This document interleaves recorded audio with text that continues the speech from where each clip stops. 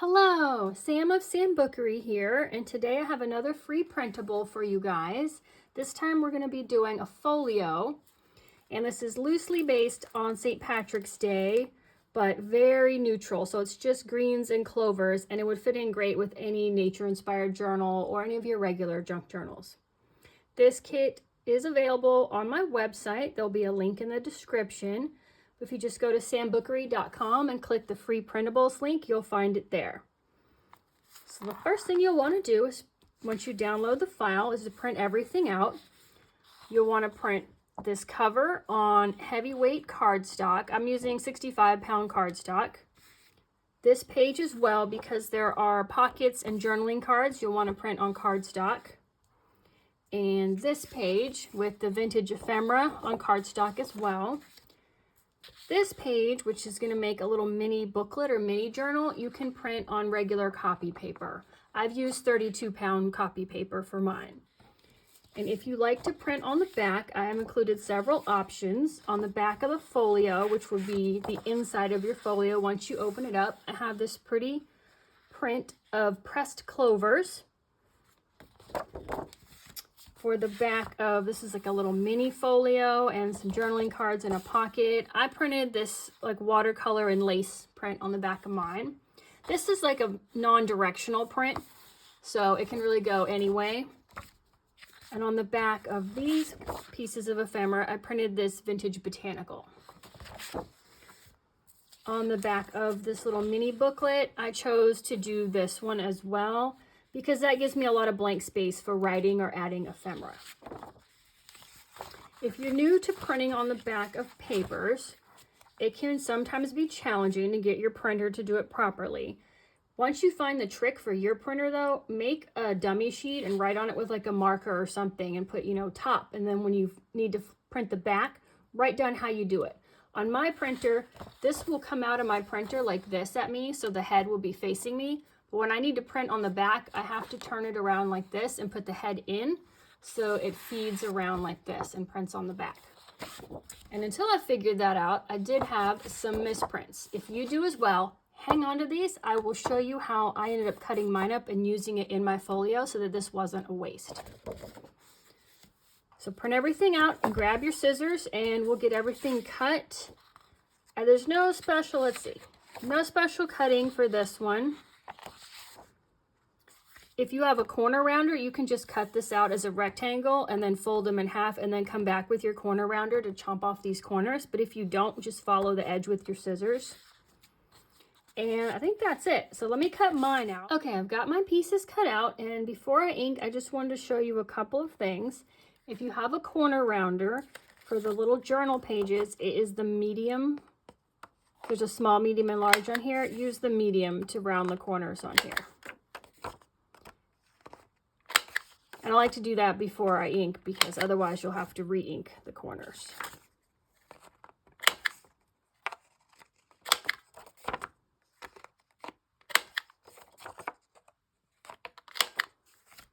And then on this little mini folio, there's some faint white lines here. Those are your scoring lines so that you can fold this. If you have a scoring board, it's handy to put these scoring lines in so that it'll fold a little bit easier. And I like to fold the bottom up first and then just double check. Yeah. So I don't want to fold it up so high that when I fold this down, it kind of pushes too close to this edge. So if you can see, I don't know if you guys can see this line, but the white line's here, and I'm a good like 1/8 of an inch away, so I'll go ahead and score on this one. But if you're a little close, then just fold it a little bit farther away. Let's fold this down. And then you see we're not too close to the fold here. And now you can ink it because you'll want to ink on all of these folds once they're put in. The other thing we need to fold is this large pocket. It's got the 3 tabs on it, and there's a line here. And you can just score on the line or just fold it over on the line.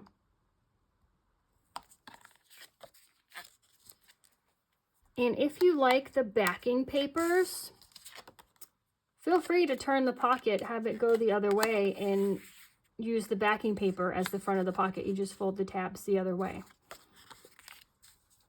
That really pretty, like large floral would look nice as a pocket in here as well.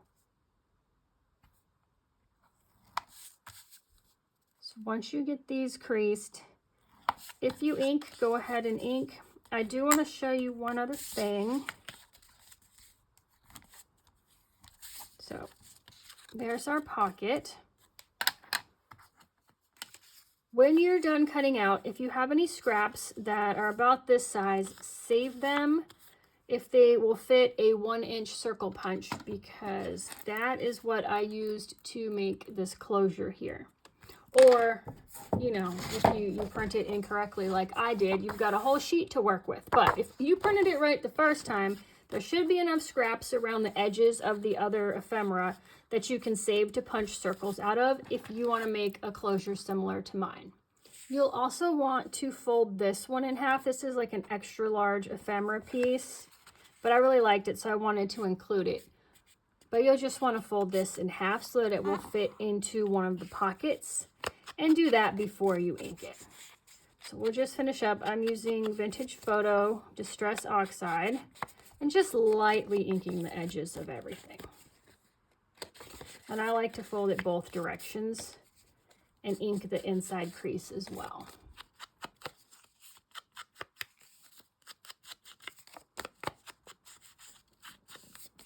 Okay. And then on the folio, you'll want to do the 2 score lines here,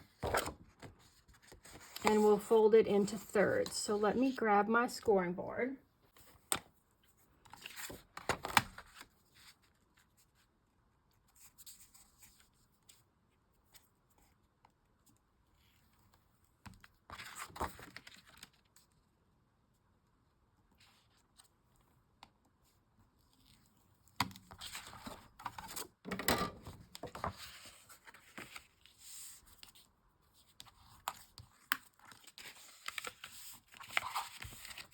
This one as well, I should have checked to make sure there was enough room for this before I put the second score mark in, just like we did in the little one, but I think it was fine. If it's tight, you can always trim a sliver off of this edge here, but I think mine looks fine, and then there'll be the bulk of the pockets and everything in there. So let me ink this. And then you'll want to grab some glue. I like to use art glitter glue, but you grab the glue or tape runner or whatever you like to use. And we will add the pockets in so that we can stuff them with all this good ephemera. So here's the folio. This is the inside, and it's going to fold like this. Here's the outside, and then when you've got it all opened up, you've got this lovely meadow scene with the little clovers in the foreground. So not too St. Patrick's, but just enough, I think. So we've got 2 pockets to put in. There's this one, and then this little mini folio is actually going to be a pocket for us. So you can do this any way you like. There's really no right or wrong way, but let me ink these insides to show you. But I'll show you the way I put it together.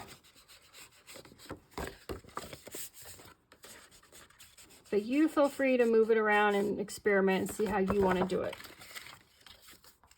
But I put this pocket here. It should just fit between the creases, but double check.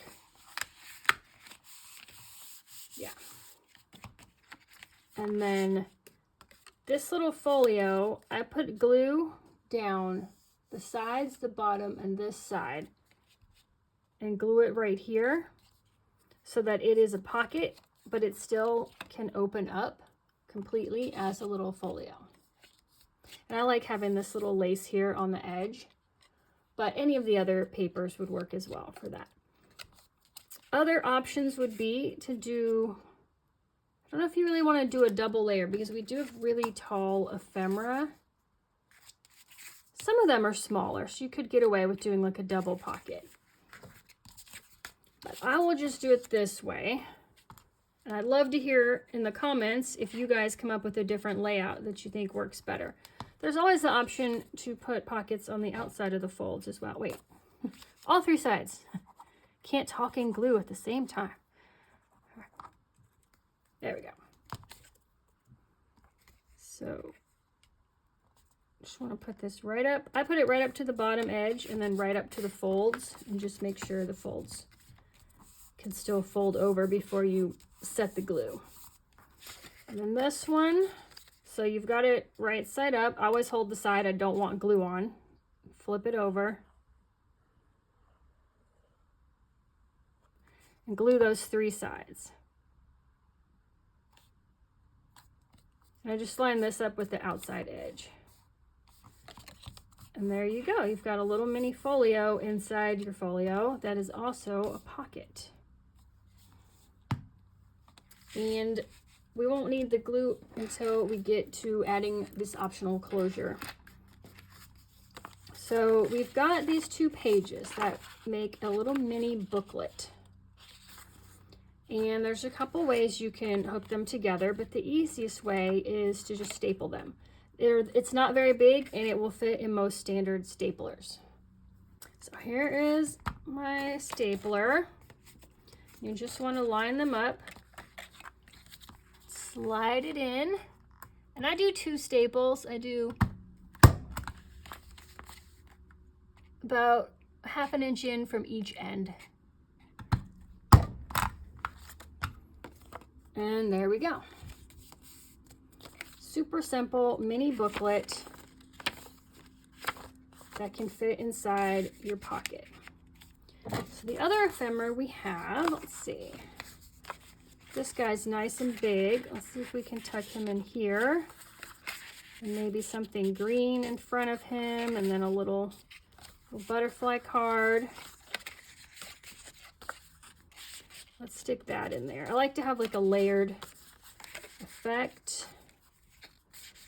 And this one I chose because it had the green stamps on it. So I thought that they're kind of cute. And now that's all that came with the kit. And you can easily fold this up and come up with any closure you like for yours. But I did do a few extra things to mine, and I'll show you in case you want to do that as well. Let's see. Let me pull out this one I've already finished. So inside on my kit, it was part of, you know, the part you cut off, but it had the name of the kit, which is Emerald Meadow. I cut that out, inked it up a little bit, and glued it here so I'd have somewhere to tuck this little round part of this one so that it will stay closed. I also, because I had, you know, printed out the extra sheet accidentally, I had all these extra clovers and flowers I could fussy cut out. So I just fussy cut out a couple of them and glued them down here. I double-sided, so I glued them down to another piece of, you know, extra paper I had printed out to make them thicker, so like double thickness cardstock, and just made some large fussy cut flowers or clovers to stick into the pockets just for fun. And then I have a tab punch, and so some of the extra scraps left over, I punched this tab shape out and attached it to the top of this green card, just to add some interest to that. Let's see if I did anything else in here. Oh yeah, I had one extra clover fussy cut, so I added it to this first page in our little mini booklet.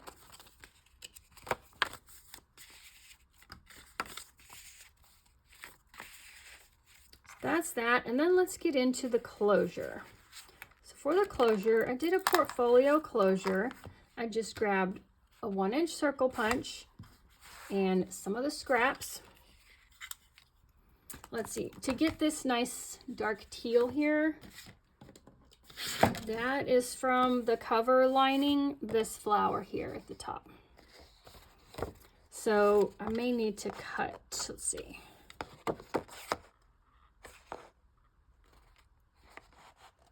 Yeah, I need to trim it a little bit to get a little closer to it. Let's cut him out.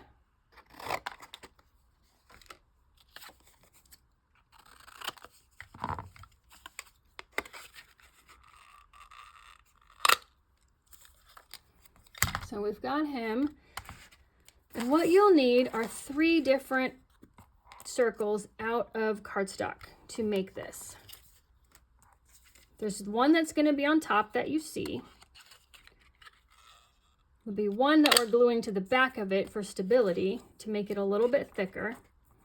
And then there will be one that will be going underneath it. Let's see if you can see. That you may see a little bit of that's going to be glued down. So let's see, I'll pick this green flower right here. That'll kind of blend in with the background. So get your 3 circles. I am going to glue on the back of this like extra scrap one that I'm adding just for stability to the main circle. Put him on top. Just line up my edges and press. And then you'll need a tiny brad and something to poke a hole with. So let me grab those while this glue is drying. Okay, my glue should be dry. I'm just going to ink the edges.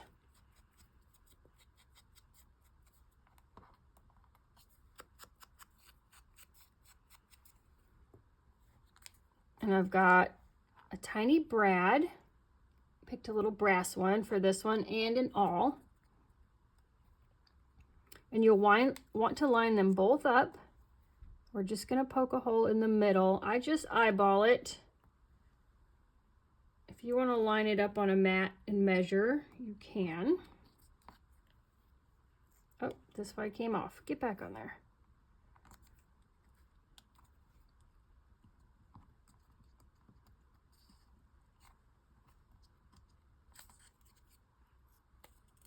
Okay, so I've got a hole in the middle of both of those. You want to go ahead and put your brad through the center and close the little legs.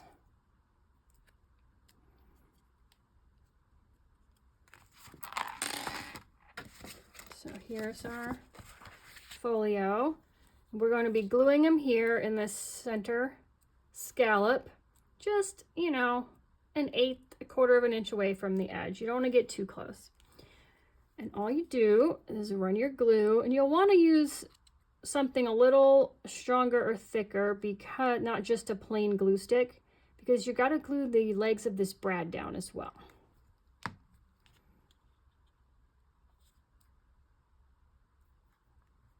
So run glue all over it and press it down, but before it sets, use your fingernail or your awl and just make sure this top circle has not been glued down along the edge anywhere. It should be floating free, and only that bottom single circle should be glued down to the paper. And that way you don't have anything showing on the inside of your folio, but you've got this nice brad closure here. And then this top circle is floating free. And then you want to grab something for a tie. I've used some pearl cotton here. You can use embroidery floss, baker's twine, string, whatever you have handy. And then if you like to, I like to add something to the bottom of my strings as a little bit of weight to hold the thing closed and just for decoration. So I've got an assortment of glass beads in different shades of green here that I'm using. So I cut off a piece of this pearl cotton about 30 inches long. Let's see, let's make some space here. All right, so we're going to tie it around this circle. Find your middle by folding it in half. Slip that around here so that it is underneath this top circle. And you're just going to tie it in a knot. Let's see, it's really going to be hanging this direction. So you want to have it coming down. So you tie one knot, and then I tie a second knot. And there you have it. And now that's permanently on there. And then you want to add some beads or charms or anything to the bottom. You can do that. Let's see, let's just test the length of them before we do that. Put that guy down. Okay. So the way I do it is I wrap it around this side, back around here. It's going to go up, around, and down, and then the strings are going to be hanging here. So put it in this closed position. That way you can position your charms or your beads where you want them. So I add the 30 inches is extra string. So in case you need to keep trimming the ends, so if they fray while you're trying to fit your beads on, or you trying to just have some adjustment room to tie the knots. So let's put a few beads on here. Let's put this dark green one on. And this little frosted one. See, the ends will fray a little bit, especially on these beads. They don't have very large holes, so it's not easy to get them through. Let's see. Maybe this barrel. So I constantly have to trim the edge so it fits. Ooh, no, maybe, no. We'll do this barrel.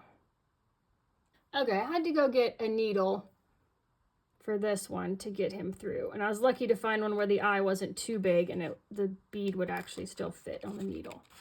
So I've got that one, and I don't tie this knot until I get the second string ready, because then I adjust. I usually like to have one a little bit higher than the other. Not sure if this needle will fit through all of the beads, but we will give it a try.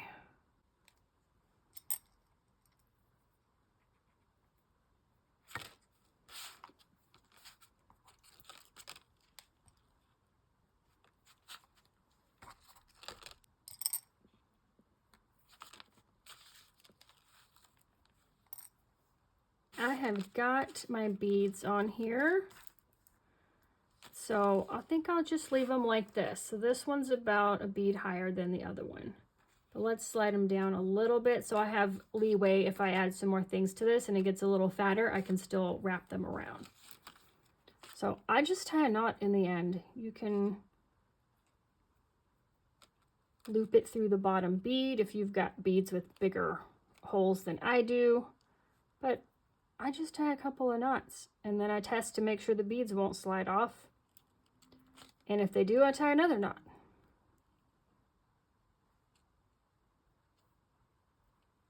So let's see, that's my third knot.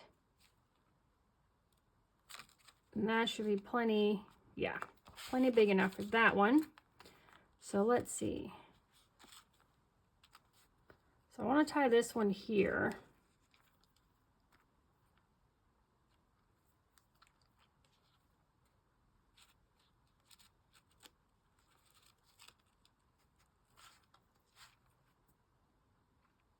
This would look cute too if you tied like a metal charm on the end. If you've got clovers or flowers.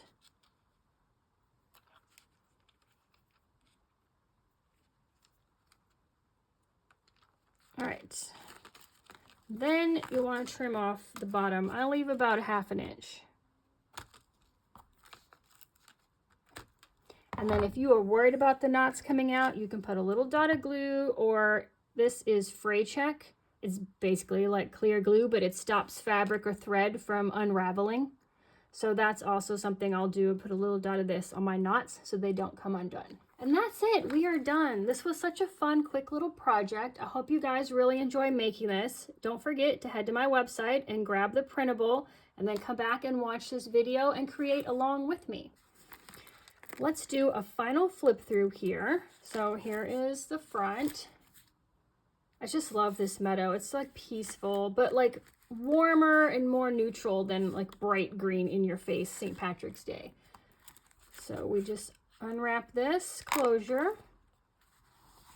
And inside we've got this pocket, which I have stuffed this little guy.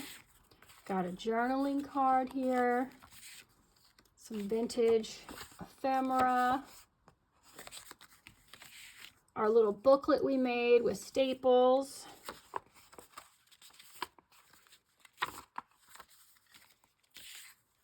Some more vintage ephemera. And this pocket's got room. You could stuff a few more things in here. I love these big gusseted pockets. And then I've got a little tiny one in this pocket. And this card with the butterflies. A couple pieces of vintage ephemera. And this big green card. This is like a vintage book cover scan.